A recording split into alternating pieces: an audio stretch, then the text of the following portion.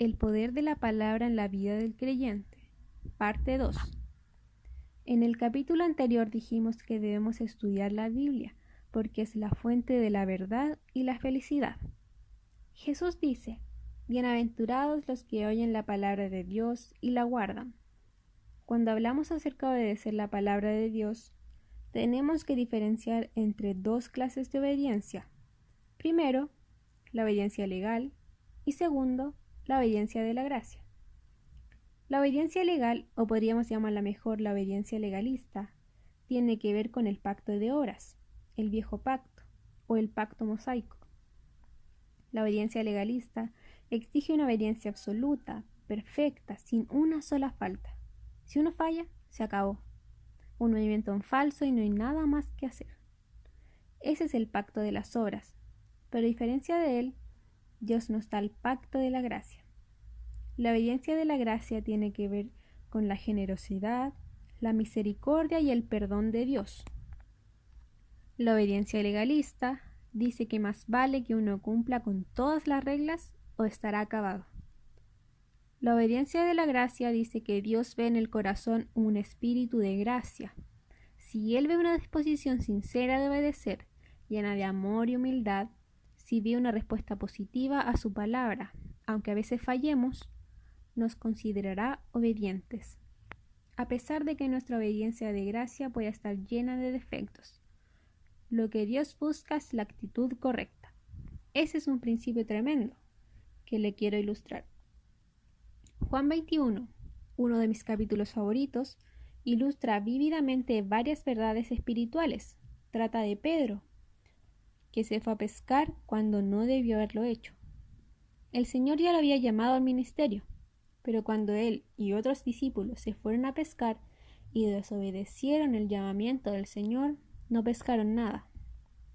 Cuando llegó la mañana, Jesús se presentó en la costa y les preguntó si habían pescado algo. Pedro, al igual que el resto, no tenía nada.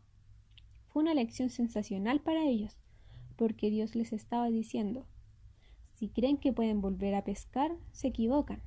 Han sido llamados al ministerio, por lo que eso de pescar se acabó.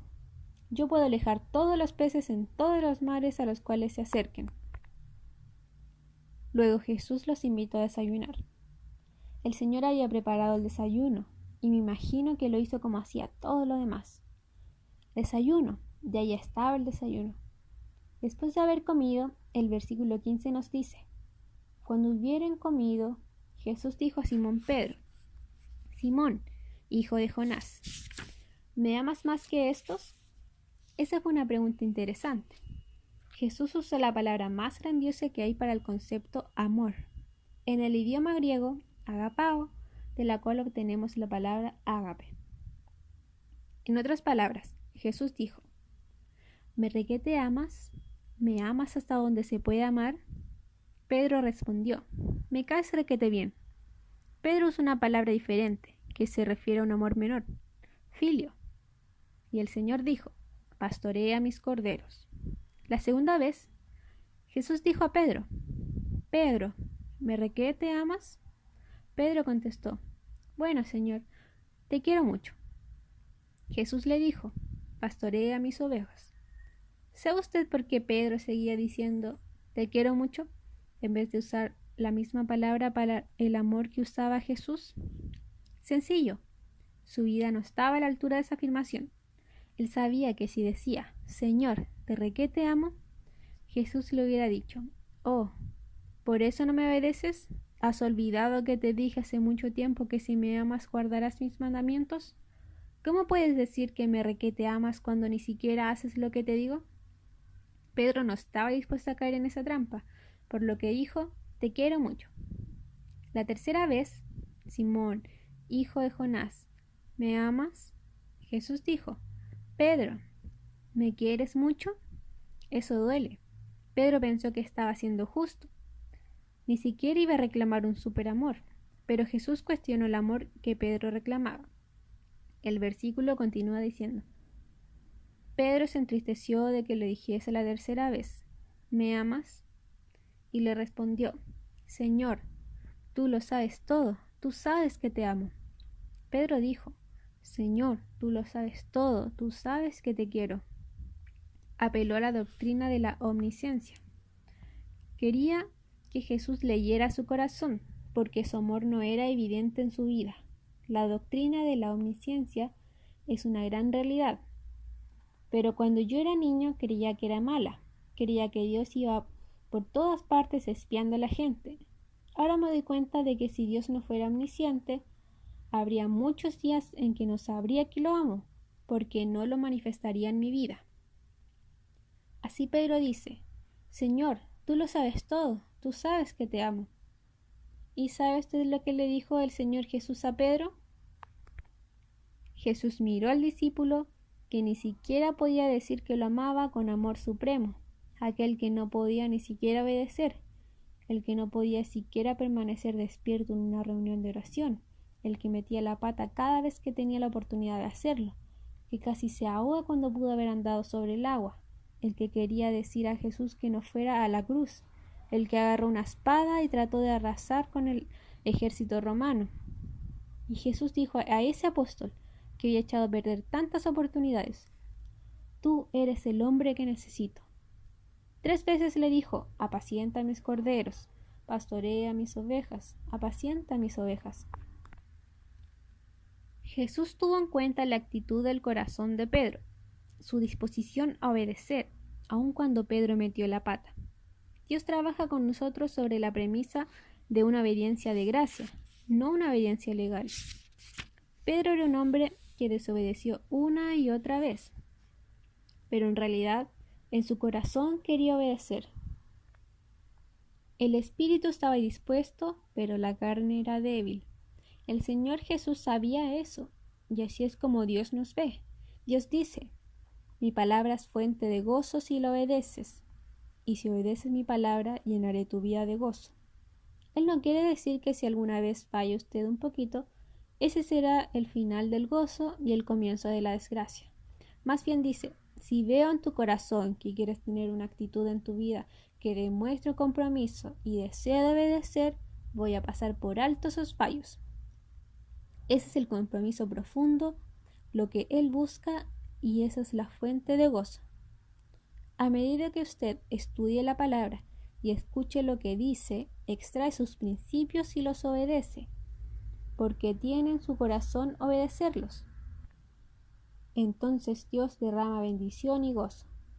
Sin embargo, si usted obedece mecánicamente de todas las maneras legalistas posibles y en su corazón no desea obedecer, Él nunca le dará el gozo. Hacer buenas obras sin la actitud correcta en el corazón no vale nada. Permítale mostrarle lo que quiero decir. La Biblia habla de diferentes clases de fruto y habla del fruto del Espíritu. Antes de que haya fruto en su vida, como por ejemplo ganar gente para Cristo, y antes de que el fruto exterior signifique algo, tiene que proceder del fruto interior del Espíritu, el fruto de la acción. Las cosas que usted hace sin la actitud de vida es puro legalismo. Farisaísmo sin gozo. Por otro lado, si usted tiene un corazón de obediencia y manifiesta la actitud correcta, puede que falle por fuera. Dios le dará gozo porque Él ve el espíritu obediente de la gracia en su corazón. Eso es lo que Él desea. Debemos darnos cuenta de que Dios no nos dice exactamente cuándo vamos a obtener el gozo. Es posible que tengamos que esperar un tiempo. En Juan 16, Jesús dijo a sus discípulos, me voy. Ellos se encontraron abatidos, porque todos habían dejado su trabajo y llevaban siguiendo a Jesús 3 años. Entonces Jesús dijo, un día de estos me voy a marchar. Todos pensaron, un momento, nos sumamos a esta empresa pensando que el reino estaba cerca. ¿Qué está pasando? Estaban muy tristes, por lo que Jesús dijo, de cierto os digo, que vosotros lloraréis y lamentaréis, y el mundo se alegrará, pero aunque vosotros estéis tristes, vuestra tristeza se convertirá en gozo. Juan 16:20. En otras palabras, han de saber que a veces habrá tristeza antes de que pueda haber gozo. De hecho, si no experimentáramos tristeza, no entenderíamos el gozo cuando llegara. Si no conociéramos el dolor, tampoco conoceríamos el placer. Una vez leí un artículo interesante que decía que la diferencia entre la picazón y el cosquilleo no se puede definir desde el punto de vista médico. Sin embargo, un cosquilleo es algo que le alegra y la picazón es algo que le molesta.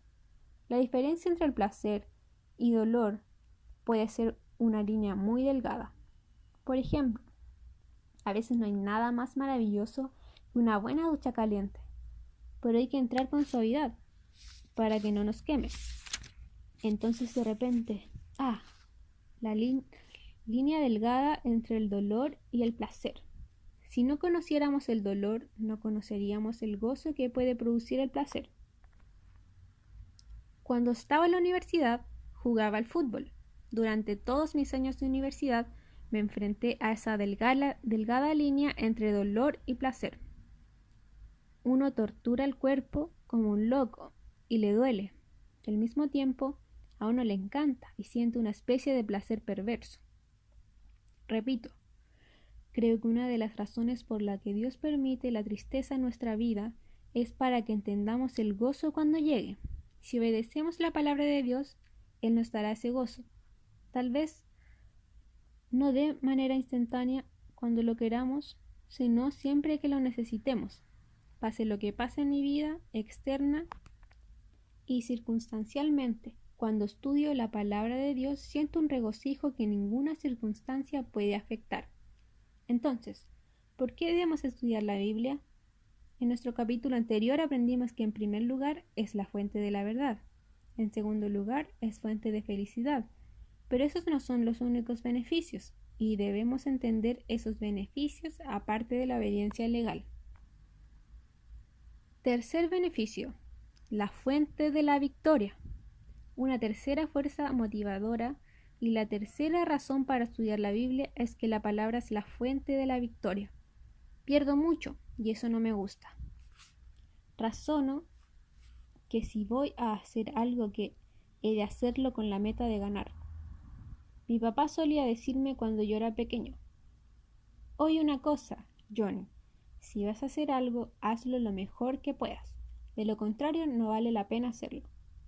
Yo me crié así, esforzándome por lograr la excelencia. También veo eso en mi vida cristiana. No me gusta darle ocasión al adversario. No me gusta darle ventaja, como dice en 2 de Corintios capítulo 2, versículo 11. No me gusta ver a Satanás victorioso. No me gusta ver que el mundo me domine. No me gusta ver que la carne venza al espíritu. Yo quiero ganar. Recuerdo a mi entrenador de fútbol, Knute Rockne, el legendario entrenador de fútbol de la Universidad de Notre Dame en la década de 1920, cuando nos daba su típico sermón: no los pueden vencer si ustedes no permiten que los venzan. Como cristianos deberíamos pensar así: no hay razón para ceder ante el enemigo, porque a medida que usted estudie la Biblia, verá que la palabra de Dios se convierte en la fuente de victoria. Haríamos bien en recordar lo que dijo David: en mi corazón he guardado tus dichos, para no pecar contra ti. Salmos capítulo 119, versículo 11. La palabra, pues, es la fuente de la victoria sobre el pecado. A medida que la palabra de Dios se asimila, se convierte en el recurso que el Espíritu Santo usa para guiarnos. No tenemos forma de impedir caer en el pecado a menos que podamos llevar la palabra de Dios a nuestra mente de manera consciente. Permítame que le diga algo básico. Nunca funcionaremos basándonos en lo que no sabemos. Nunca podremos aplicar una verdad o principio que no hayamos descubierto.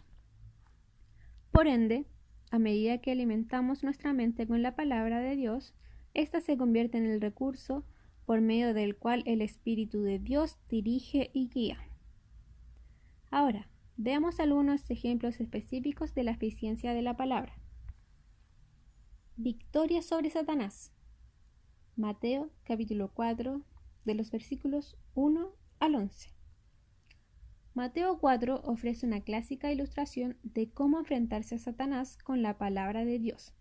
Dice en el versículo 1: entonces Jesús fue llevado por el Espíritu al desierto para ser tentado por el diablo. La palabra griega peirasmos puede significar tanto tentación como prueba. Es una palabra neutra que puede comunicar algo bueno o malo. Desde el punto de vista de Satanás, él quería que fuera malo. Desde el punto de vista de Dios, él sabía que sería bueno. De manera que el Espíritu Santo lo llevó al desierto sabiendo que pasaría la prueba. Pero Satanás estaba allí esperando, con la esperanza de que fracasara. En el versículo 2 leemos: y después de haber ayunado 40 días y 40 noches, tuvo hambre. Eso no es de sorprender, pero es interesante cuando recordamos que Jesús era un ser humano perfecto, sin pecado. Por tanto, su cuerpo debe haber tenido poderes más allá de lo que nosotros pudiéramos experimentar. En realidad, es asombroso darse cuenta de que no sintió hambre hasta que pasaron aquellos 40 días. En ese momento vino a él el tentador y le dijo: si eres hijo de Dios, di que estas piedras se conviertan en pan.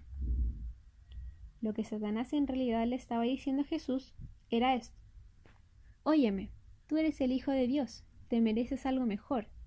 ¿Qué estás haciendo aquí, en este terrible desierto? ¿Qué haces aquí muriéndote de hambre? Eres el Hijo de Dios, busca un poco de satisfacción. Haz pan, te lo mereces. El diablo en realidad estaba tentándolo para que se opusiera al plan de Dios, para que procurara su propia satisfacción. Estaba diciendo: haz lo que quieras, no dependas de Dios. Él no ha satisfecho tu necesidad. Satanás estaba tentando a Jesús para que no confiara en el cuidado de Dios. Él respondió y dijo: escrito está, no solo de pan vivirá el hombre, sino de toda palabra que sale de la boca de Dios. El Señor citó Deuteronomio 8:3. En otras palabras, dijo: Dios prometió cuidar de mí, por lo que seguiré confiando en esa promesa y no usaré nunca mis propios poderes para faltar a la promesa de Dios. Jesús afrontó la tentación de Satanás con la palabra de Dios. En el versículo 5 leemos: entonces el diablo le llevó a la santa ciudad, Jerusalén, y le puso sobre el pináculo del templo. Probablemente se trataba del puntal que sobresalía por encima del valle de Hinnom y que estaba a 100 metros por encima del suelo. Satanás dijo: échate abajo. Entonces citó a las Escrituras: a sus ángeles mandarás acerca de ti, y en sus manos te sostendrán para que no tropieces con tu pie en piedra. Dijo: si quieres confiar en Dios, si deseas creer a Dios, pues bien. ¿Por qué no crees realmente y te lanzas desde aquí a ver si Él cumple su palabra? Sin embargo, Jesús le dijo: escrito está también, no tentarás al Señor tu Dios. En otras palabras, no impongas nada a Dios. Cuando uno cree que Dios lo va a cuidar en un viaje, no se acuesta en la autopista. Hay una gran diferencia entre la confianza y la insolencia. Satanás entonces llevó a Jesús a un monte alto y le mostró los reinos del mundo. Le dijo: todo esto te daré, si postrado me adorares. Entonces Jesús le dijo: vete, Satanás, porque escrito está: al Señor tu Dios adorarás, y a Él solo servirás. El diablo entonces le dejó, y aquí vinieron ángeles y le servían. Dios cumplió todas sus promesas. La idea es esta: Jesús respondió a la tentación de Satanás 3 veces, y cada vez citó el Antiguo Testamento directamente. Como cristianos, lo que no nos permite derrotar a Satanás es captar la verdad bíblica en nuestra conciencia. No podemos hacerlo por nuestra propia cuenta. Jesús triunfó sobre el diablo a través de la palabra de Dios, la fuente de la victoria. Sin embargo, es increíble que la gente todavía se imagine que puede argumentar con Satanás y urdir la tentación por medio de su propia lógica. Eso no se puede hacer. Solo la palabra de Dios nos da la victoria. Victoria sobre los demonios. Lucas, capítulo 4, de los versículos 33 al 36. Lucas 4 nos proporciona otra ilustración interesante a partir del versículo 33. Estaba en la sinagoga un hombre que tenía un espíritu de demonio inmundo, el cual exclamó a gran voz, diciendo: «Déjanos. ¿Qué tienes con nosotros, Jesús Nazareno? ¿Has venido para destruirnos? Yo te conozco quién eres, el Santo de Dios». Y Jesús le reprendió diciendo: «Cállate y sal de él». Entonces el demonio, derribándole en medio de ellos, salió de él y no le hizo daño alguno. Y estaban todos maravillados y hablaban unos a otros diciendo: «¿Qué palabra es esta, que con autoridad y poder manda a los espíritus inmundos y salen?». Una vez más, Jesús estableció su autoridad y poder sobre Satanás con su propia palabra. Con una palabra subyugó a una legión de demonios. El pueblo reconoció que Jesús hablaba con autoridad, no como los escribas y los fariseos. La palabra de Jesucristo es totalmente autorizada. Por ende, cuando usted conozca la palabra de Dios, conocerá la victoria. Victoria sobre la tentación. Efesios capítulo 6, versículo 17. En Efesios 6 vemos que el discurso de Pablo sobre la armadura del cristiano termina con una gran pieza de la armadura, y tomada el yelmo de la salvación y la espada del Espíritu, que es la palabra de Dios. Él dice que la pieza final de la armadura es la espada del Espíritu, que es la palabra de Dios. Cuando pensamos en una espada, por lo general pensamos en una hoja larga que alguien blande. La palabra griega para este tipo de espada es ronfeia. Sin embargo, la palabra griega que se usa aquí es mahaira, que se refiere a una daga corta y pequeña. Por tanto, la espada del Espíritu no es una espada enorme que uno va sacudiendo de un lado a otro, esperando que tarde o temprano le arrancará la cabeza a un demonio. No es algo que uno use indiscriminada ni salvajemente.